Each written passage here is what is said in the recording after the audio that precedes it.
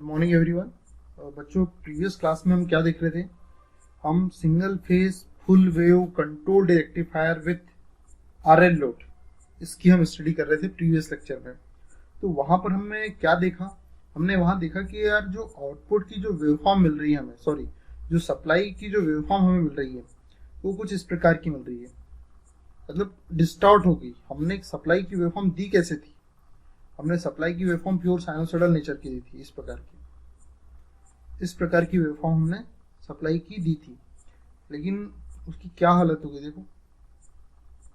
तो ये जो हालत हो गई इस हमारे सप्लाई वेव करंट की, तो हम ये बोलेंगे कि इसके अंदर हार्मोनिक्स आ गए। क्यों हार्मोनिक्स आ गए? ये जो हम स्विचिंग कर रहे हैं बार बार, स्विचिंग मतलब ये थायरिस्टर को जो बंद चालू कर रहे हैं हम, ये जो thyristor T1, T2, T3, T4, ये चार्जर SCR को जो हम ऑपरेट कर रहे हैं, उसकी वजह से हमारी सप्लाई के अंदर हार्मोनिक्स की एंट्री हो गई और हमारी जो वेवफॉर्म है उसका जो शेप है वो कुछ इस प्रकार का हो गया। अब इस प्रकार की साइन वेव में बहुत सारे हार्मोनिक्स हैं।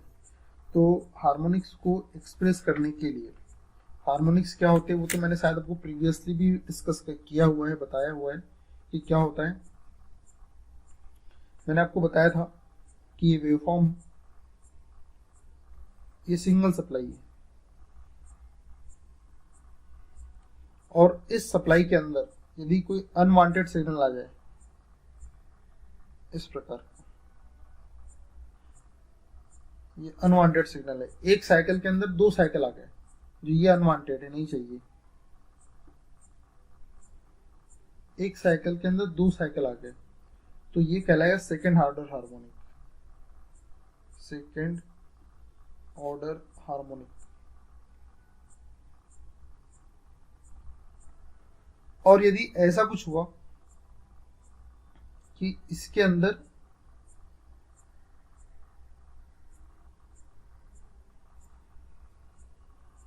तीन हार्मोनिक आ गए, तो ये कहलाएगा थर्ड ऑर्डर हार्मोनिक। ये अनवांटेड है, नहीं चाहिए हमें। इसकी वजह से क्या होगा? ये जो कंपोनेंट हमारी वेवफॉर्म के अंदर घुस गए, उसकी वजह से क्या होगा? हमारी जो वेवफॉर्म है उसका जो शेप है वो डिस्टर्ब हो जाएगा।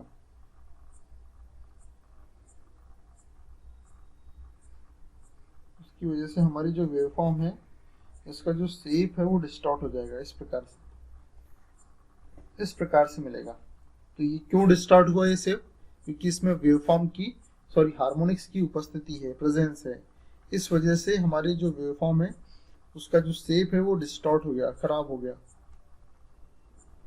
इन हार्मोनिक्स को हम फॉरियर सीरीज की हेल्प से भी रिप्रेजेंट कर सकते हैं। देखो बच्चों, ये ओवरऑल वेवफॉर्म है। इस वेवफॉर्म के अंदर AC कंपोनेंट भी है और DC कंपोनेंट भी है इस वेवफॉर्म के अंदर।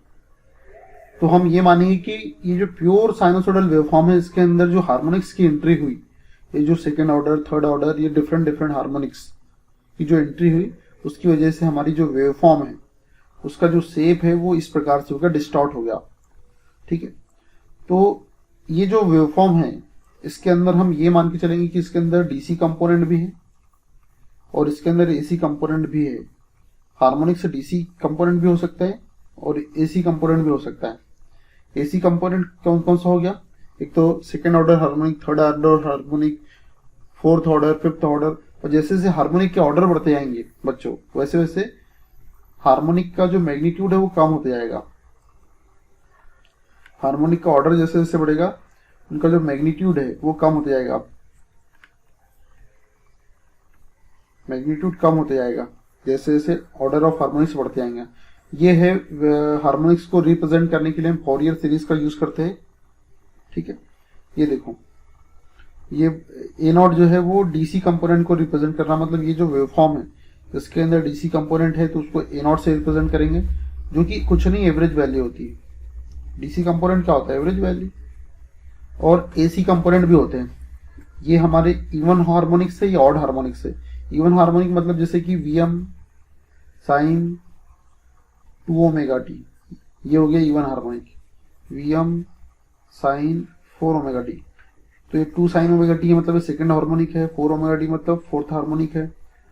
अब ये ऑड हार्मोनिक का मतलब Vm साइन 3 ओमेगा टी, ये ऑड हार्मोनिक से है। ये third harmonic Vm sine 5 omega t. इस प्रकार से ये ऑड वाले जो साइन का जो कोफिशिएंट है, साइन का जो टर्म वाला हार्मोनिक रहेंगे वो सारे ऑड कंपोनेंट को रिप्रेजेंट करेंगे, और जो कॉस वाली टर्म रहेगी वो हार्मोनिक्स इवन टर्म रहेगी। ठीक है। अब बच्चों मैं आपको एक कॉन्सेप्ट बताता हूं। जैसे कि सपोज करो कि कोई वेवफॉर्म है, वो कुछ इस प्रकार की है 5 + 20 साइन ओमेगा टी। तो यहां पे क्या है 1 ओमेगा टी है, मतलब ये फंडामेंटल कहलाती है, फंडामेंटल वेवफॉर्म। ये फंडामेंटल है, मतलब ये ओरिजिनल वेवफॉर्म है, फंडामेंटल। ये हमारी एवरेज वैल्यू मतलब डीसी कंपोनेंट है। ठीक है। उसके बाद 10 साइन 3 ओमेगा टी, 3 आ गया मतलब थर्ड हार्मोनिक की बात हो रही। 3 sign 5 omega T + 70।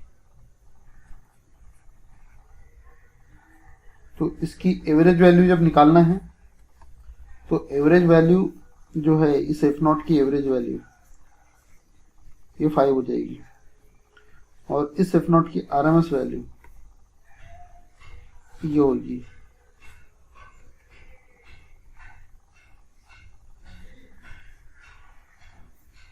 F0 RMS value √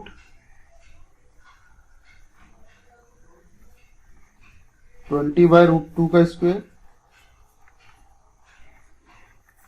10/√2 का स्क्वायर, 3/√2 का होल स्क्वायर। ये हो गया RMS वैल्यू। इस प्रकार से हम RMS वैल्यू निकालेंगे, इस प्रकार से हम एवरेज वैल्यू निकालेंगे। बच्चों ये हार्मोनिक्स के बारे में डिस्कस करने का एक ही रीजन था कि अभी हमने जो टॉपिक पढ़ा है, अभी जस्ट ये जो टॉपिक हमने पढ़ा है single phase full wave controlled rectifier, यहां पर क्या हो रहा है, यहां पर जो सोर्स की वेवफॉर्म है वो बहुत बुरी तरीके से प्रभावित हो रही है। देखो क्या हालत हो गई, ये कैसी साइनोसॉइडल वेवफॉर्म थी लेकिन स्विचिंग के कारण इसकी ये हालत हो गई है। इसलिए यहाँ पर हमारी जो सप्लाई वेवफॉर्म है इसके अंदर हार्मोनिक्स चले गए हैं, तो हमें इस हार्मोनिक्स का भी एनालिसिस करना पड़ेगा। तो ठीक है, ये मेरी वेवफॉर्म है, ये यहाँ पर ये अल्फा है, यहाँ से अल्फा है। ठीक है। और ये जो है ये मेरा पाई प्लस अल्फा है। बीटा बोल दो, पर मैंने आपको क्या बताया था, हाँ बीटा तक भी स्विचिंग कर सकते हो, पर मैं पाई प्लस अल्फा तक स्विचिंग कर रहा हूँ। ठीक है। मैंने आपको बताया था आखिरी वेवफॉर्म जो मैंने आपको बना के बताई थी, ये वाली पाई प्लस अल्फा तक जो मैंने आपको डिराइव करके बताया था, ये 2Vm/पाई cos alpha, pi plus alpha तक हमने यहाँ बीटा की वैल्यू को इतना लार्ज कर दिया था कि बीटा की वैल्यू पाई प्लस अल्फा के बराबर हो गई थी।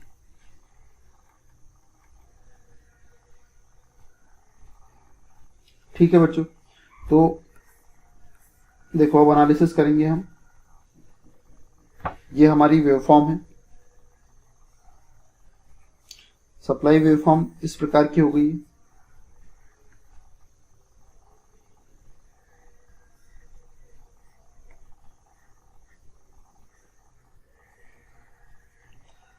ये अल्फा, ये पाई प्लस अल्फा या फिर बीटा, दोनों पॉसिबिलिटी है।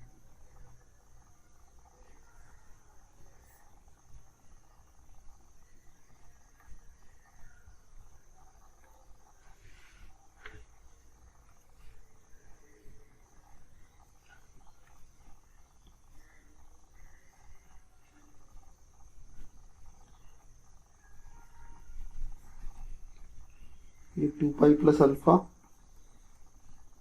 ये यहाँ के 2 पाई है, 2 पाई तक ही कंसिडर करेंगे अपन, 2 पाई तक ही कंसिडर किया जाएगा यहाँ पर। ये पाई प्लस अल्फा है या फिर बीटा तक ठीक है, तो ये होगी सप्लाई वेवफॉर्म। अब इसकी जो एवरेज वैल्यू निकलेगी बच्चों वो तो जीरो हो जाएगी, जो एवरेज वैल्यू जो आएगी वो तो जीरो हो जाएगी, क्योंकि जो ये नेगेटिव साइकिल जितने टाइम के लिए है उतने टाइम के लिए पॉजिटिव हाफ साइकिल है, तो positive half cycle negative half cycle को कैंसिल आउट कर देगा, इसलिए एवरेज वैल्यू तो इसकी जीरो होगी। आप चाहे तो निकाल भी सकते हो, ठीक है। अब इसके हार्मोनिक्स का एनालिसिस करना है तो इसकी फोरियर सीरीज हमें लिखना पड़ेगा। तो फोरियर सीरीज को हम डिराइव नहीं करेंगे, बस आप याद रख लेना बच्चों कि ये अगर कोई हमारी रेक्टेंगुलर वेवफॉर्म है तो जो हमारी फोरियर सीरीज होगी वो कुछ इस प्रकार की होगी। रेक्टेंगुलर वेवफॉर्म के लिए जो फोरियर सीरीज है वो याद रख लेना आपने।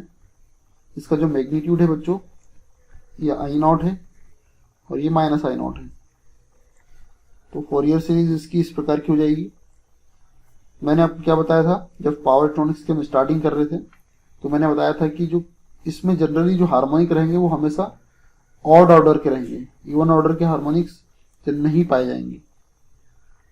पूरी पावर इलेक्ट्रॉनिक्स की वेवफॉर्म में यही होगा, 4I0 upon n pi. n किसको रिप्रेजेंट कर रहा है, नंबर ऑफ हार्मोनिक्स को रिप्रेजेंट कर रहा है। ये हमारी फोरियर सीरीज है, sine n omega t minus alpha, ठीक है। अब यहां पे n की वैल्यू 1 रख सकते हो तो फंडामेंटल वैल्यू आ जाएगी, फंडामेंटल कंपोनेंट आ जाएगा 4I0 by pi sine omega t minus alpha. फिर n की वैल्यू 3 रखो तो 4I0 by 3 pi sine 3 omega t minus alpha. फिर n की जगह 5 रखो and so on, 4I0 by 5 pi sine 5 omega t minus alpha.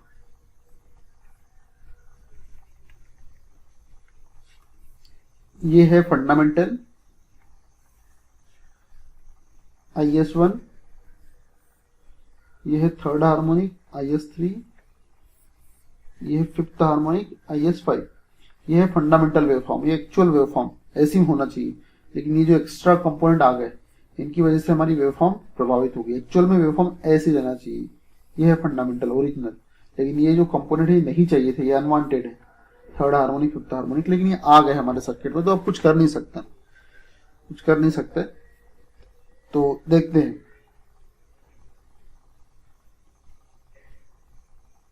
तो फंडामेंटल कंपोनेंट की आरएमएस वैल्यू निकाल लेते हैं, मैक्सिमम वैल्यू निकाल लेते हैं। ये है फंडामेंटल कंपोनेंट IS1,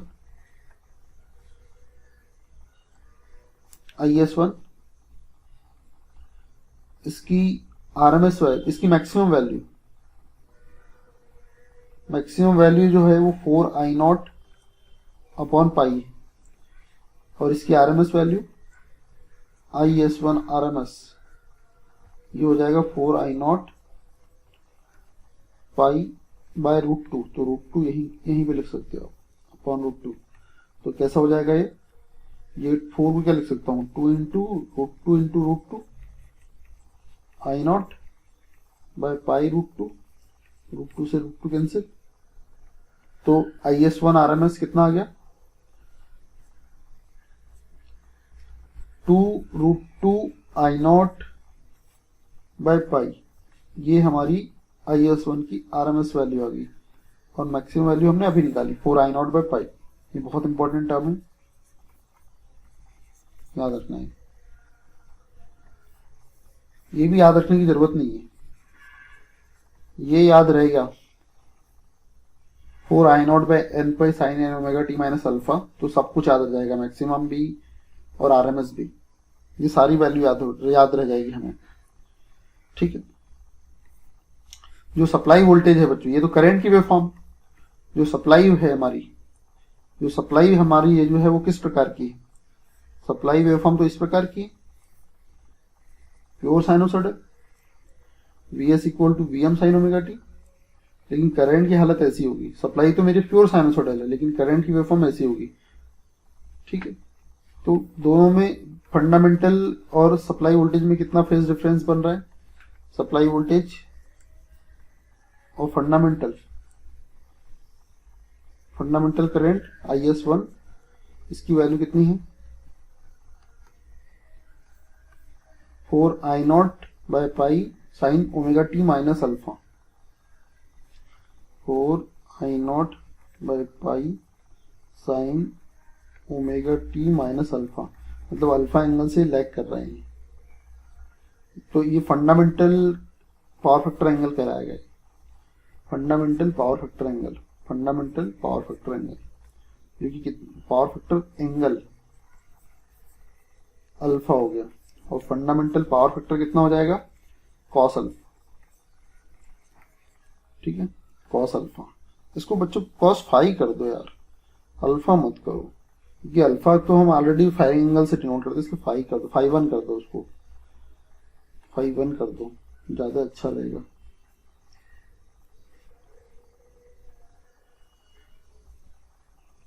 ये अल्फा से हम फायरिंग एंगल को डिनोट कर रहे हैं, इसलिए फाई 1 रन दो, fundamental power factor angle phi 1 और fundamental power factor cos phi 1। ये वैल्यू हमारे पास आ गई। और एक बात हमें पता ही है कि रेक्टेंगुलर वेवफॉर्म के लिए एवरेज वैल्यू और आरएमएस वैल्यू समान होती है। इसकी एवरेज वैल्यू जो है वो वैसे तो जीरो है, लेकिन जो आरएमएस वैल्यू है इसकी ये I0 ही हो जाएगी, इसकी आरएमएस वैल्यू I0 ही हो जाएगी। करना है तो आप कर सकते हो, हमें पता ही है आरएमएस वैल्यू निकालने के लिए क्या प्रोसीजर है, उस प्रोसीजर को फॉलो करेंगे। IRMS 1 टाइम पीरियड, इंटीग्रेशन करना है 0 से 2 पाई। ये I0 कितनी देर के लिए है, अल्फा टाइम के लिए है, तो माइनस I0 का स्क्वायर,